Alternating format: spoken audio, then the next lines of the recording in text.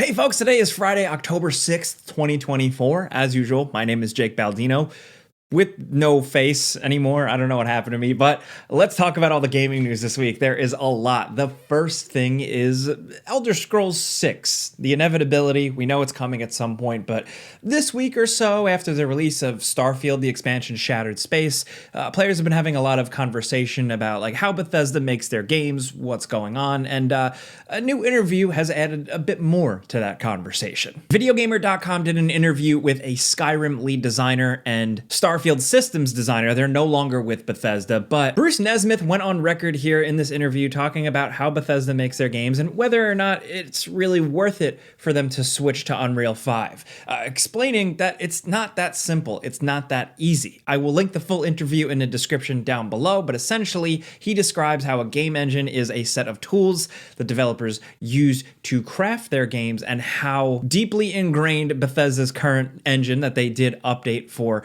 Starfield, how deeply embedded that tool set or engine is specifically to make those types of Bethesda games, those big detailed games. The games that, like I said, in the last week or so, have had a lot of conversation with Bethesda and stuff talking about how their games have often been built as like recklessly large and detailed, like almost to an uncontrollable amount. So he explains that like, while yes, switching the next Elder Scrolls or whatever game to Unreal Engine 5, there are a ton of benefits to it. It's not necessarily as clean cut as some people might think. He says, and I quote, "We're arguing about the game engine, let's argue about the game. The game engine is not the point. The game engine is in service to the game itself. You and I could both identify 100 lousy games that use Unreal. Is it Unreal's fault? No, it's not Unreal's fault." Speaking about the Bethesda engine, that engine has been constantly tweaked, updated, and refined to do exactly the kinds of games Bethesda makes. It's perfectly tuned to that type of game. That being said, he does speak about the concept of tech debt and essentially how far into an engine and tools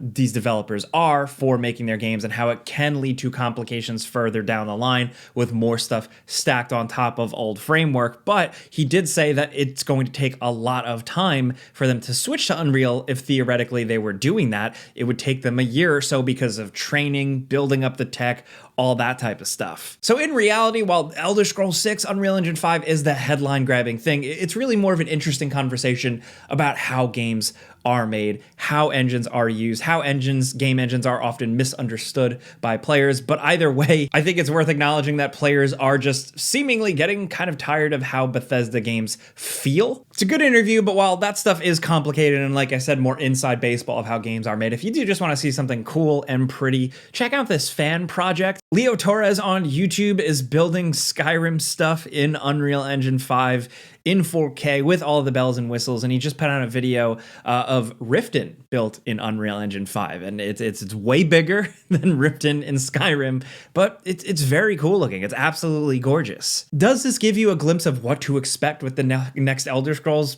Not really. I think these things are usually very different. Fan projects never really end up looking like game projects. Still, it was just pretty fun, so if you want to check it out, I'll link it in the description down below, as well as everything else I talk about. Next up, what's the deal with Ubisoft? Of course, we've talked for weeks now about Ubisoft, the stock price down, their games underperforming, Star Wars Outlaws selling below their expectations, the fact that they also delayed their big boy, Assassin's Creed Shadows, into early next year. You know, a lot of people have been having questions about Ubisoft, what they're doing, how they're going to right the ship, get things back on track. And the newest thing that hit the headlines is the fact that they are pretty open about the possibility of them selling, or at least discussing options around that. According to Bloomberg, Tencent, who does own a significant stake in Ubisoft, as well as the Guillemot family, the people behind Ubisoft, you know, Yves Guillemot being the CEO and head, of course, they are apparently considering potential options for a buyout. There's not much more to this other than corporate analysis, but essentially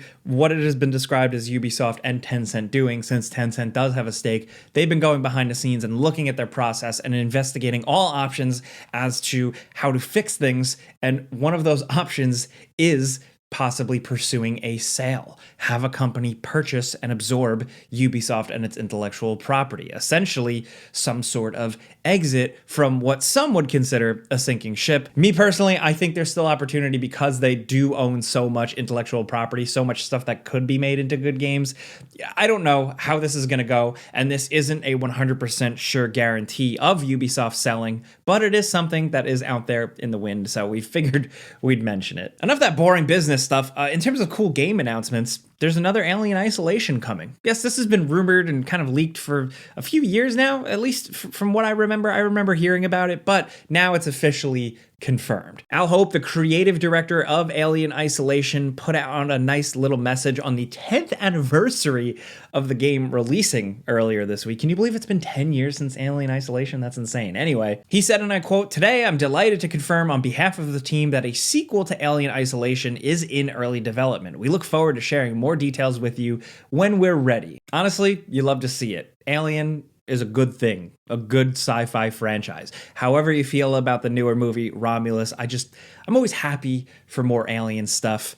Good and bad, I'll take it. It's cool. What I would like to see this time around for this one, the only thing I ask is that it launch with VR support right off the bat. That would be really cool because Alien Isolation in VR is a very interesting thing if you haven't checked that out. But yeah, next up in cool news, Red Dead Redemption is coming to PC finally. As you probably have been following, like last year or so, it was ported to PS4 and Nintendo Switch. But now Rockstar has officially announced that it's coming to PC October 29th. With all the PC bells and whistles you'd expect, FSR, DLSS, whatever you want, ultra-wide support. So I'm excited to see this. But the big thing, and I said this in another video on my channel, I'm just excited for the mods. Man, it's such a great game. I've played it a million times. I want to play it again on PC, but the mods I'm really looking forward to seeing. Put everything in this game. Put me in this game. I don't know.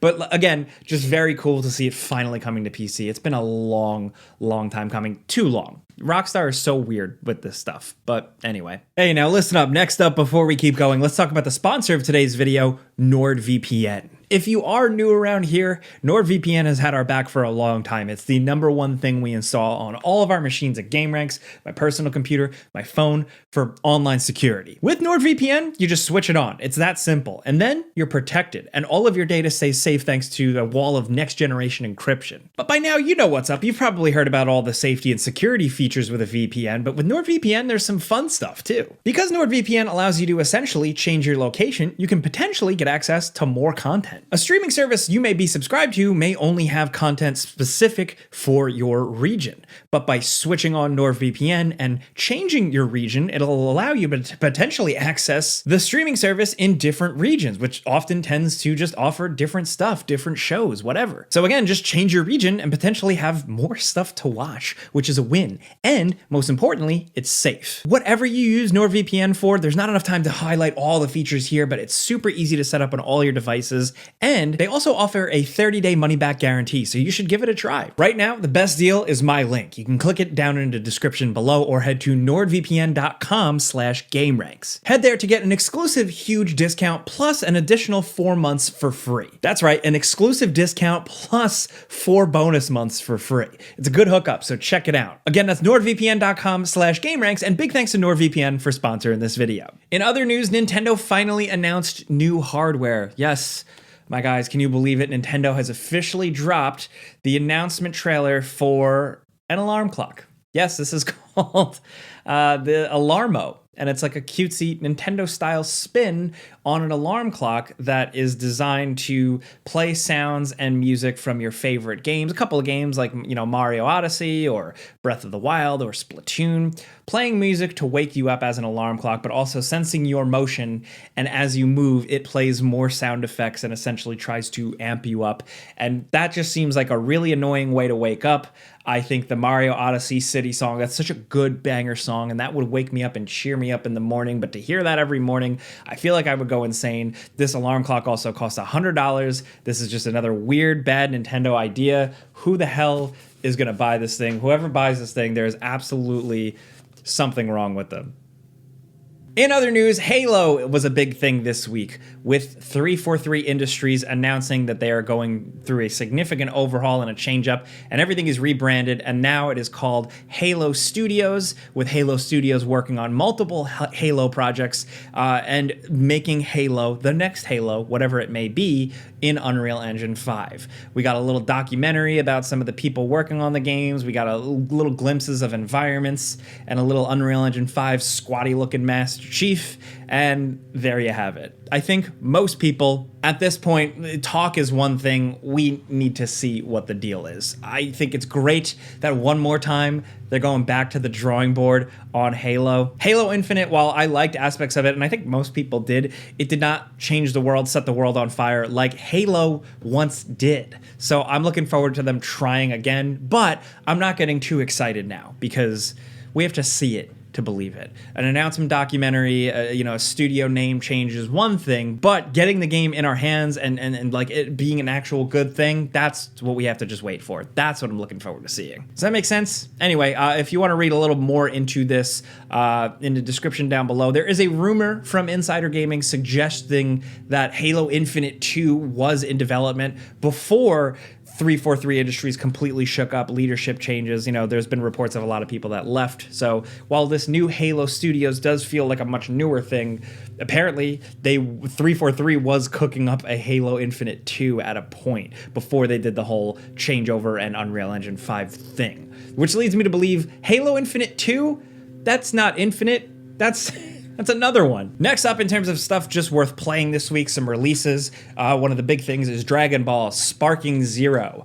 We put out a before you buy for this one. I didn't cover this. I was working on a bunch of other games, but it seems like people are really loving this game. And I saw someone on social media post that apparently one-armed future Gohan is in the game, so I am in. Thank you for that. Also, don't miss it. We talked about it last week, but now it's officially released for everyone. The Silent Hill 2 remake. I highly recommend it. I think it's very good. I was very worried about them screwing this one up, but they didn't. And I think it's a game that's best played with like a good monitor or TV if you have OLED, or just good colors and deep, rich darkness like in blacks and stuff like that, and good headphones. It's the perfect spooky season game. Also, Metaphor Refantazio. This is the other one I did a before you buy on. This one's been keeping me busy. First impressions on the channel are out if you want to see that. It's awesome. If you like Persona games, if you like what Atlas and what this studio specifically does, this is a good new spin. It's a good place to jump in. It's got really good JRPG gameplay and some interesting story concepts. Also, don't miss Diablo Vessel of Hatred, something I haven't been able to really dive into the discourse with much, but yes, Blizzard's next big thing, their big expansion for Diablo 4 is now here. But a couple of small new game announcements this week we should not miss at all. The first is Pathologic 3. This only makes sense after them kind of re-releasing, redoing the original two games. Very weird, hard to describe games, but very unique, and that's an important thing. So the fact that we're getting a third one is great, and as of right now, there's a Steam listing, and we know that it is coming at some point in 2025. If you don't know anything about these games, just look them up. They're very different. Also, in a few months, we're getting an Aspire remake, re-release, remaster, whatever, of Star Wars Episode 1 Jedi Power Battles. This is one of my all-time favorites. I played this on PS1 like crazy. I am a Star Wars kid, so I just gobble up all those weird Star Wars games. This one technically isn't good. I know it hasn't aged well. People bagged on it even back in the day, but I always thought it was a ton of fun, especially playing with friends. This is just crazy. Never in a million years did I think I would be on a video here talking gaming news with you guys after so many years and like hundreds of thousands of you viewing, and I just get to talk about my weird little Star Wars games I played as a kid. So love to see it. I am happy Jedi Power Battles lives to see another day. This is just a good news for me personally, and Andrew, who's editing this video. It's just us. Oh, but also just announced Tomb Raider 4 through 6 remastered. So after the release of the Tomb Raider 1 through 3 remastered, they did a really good job. It's like they gave control options for playing a little bit better. You could switch between old graphics and slightly better graphics, and now they're essentially giving that same treatment to Tomb Raider 4, 5, and 6. Specifically, Chronicles, The Last Revelation, and my underrated favorite, Angel of Darkness. Angel of Darkness was a weird borked game with a bunch of really cool ideas and an interesting new direction for Lara Croft back in the day that I really enjoyed. at least 3/4 of it. So I'm excited for these. These are the interesting ones. I'm really excited for this. This is dropping February 14th. And yes, I know there's a lot of re-releases and remakes and remasters. We're still talking about this stuff, but maybe we'll do a before you buy video on this dumb alarm clock from Nintendo. Let us know if that's what you want to see. That's ultimately why I got one. So let me know if you think we should actually make a video. Would you care? But also let me know what you think about all the news going on this week. Red Dead Redemption on PC. Are you going to play that? Also, what do you think about this Elder Scrolls 6 possibly being made in a new engine? Where do you think they are even at with that game? God knows. They announced it so long ago. Also, what are you playing right now? Are you playing something new like Vessel of Hatred or Silent Hill 2 or Metaphor? Or are you playing something older? Let us know in the comments. We want to hear from you. And of course, that pinned comment, reply to that comment thread, letting us know what you're playing exactly, just so we know for future videos, so we can kind of cater the news and info and stuff to you. It helps. But that's really it. Speaking of helping, clicking the like button does help us out. Thank you. Here every Friday, just getting you caught up on some gaming news. We've been doing this show forever now. So thank you for watching. All I ask of you, have a great weekend. Be safe. I'm Jake Baldino. Follow me on Instagram if you want. But that's it. Pizza's on me. See ya.